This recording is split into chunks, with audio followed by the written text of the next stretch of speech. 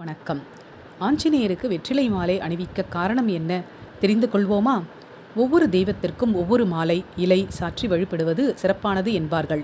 பெருமாளுக்கு துளசி, சிவனுக்கு வில்வம், மகாலட்சுமிக்கு தாமரை, முருகனுக்கு செவ்வரளி, விநாயகருக்கு அருகம்புல் என ஒவ்வொரு தெய்வத்தின் அருளை பெறுவதற்கும் ஒவ்வொரு இலை அல்லது பூவை சமர்ப்பித்து வணங்குகின்றோம்.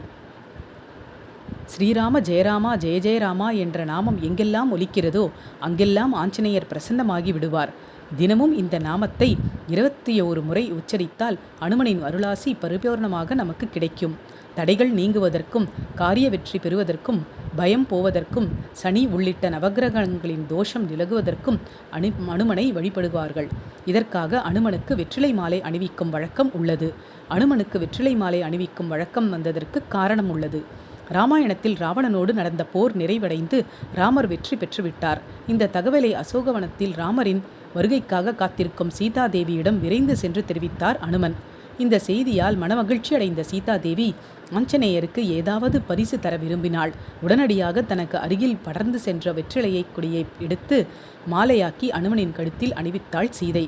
மகாலட்சுமியின் அம்சமான சீதாதேவியின் கைகளால் அணிவிக்கப்பட்ட மாலையால் மனமகிழ்ந்தார் அனுமான். இதனால் சீதாதேவியை போன்று நாமும் வெற்றிலை மாலை அணிவித்தால் அதனால் மனம் மகிழ்ந்து நமக்கும் அனுமன் வெற்றியை தருவார் என்பது நம்பிக்கை. இதன் காரணமாகவே வெற்றிலை மாலை சாற்றும் வழக்கம் வந்தது. பொதுவாகவே வெற்றிலை என்பது வெற்றியை தரக்கூடிய இலை ஆகும். அதன் காரணமாகவே அனைத்து விசேஷங்களிலும் வெற்றிலை முக்கியமான பொருளாக பயன்படுத்தப்படுகிறது. ஜெய் ஸ்ரீராம். நன்றி. வாழ்க வளமுடன்.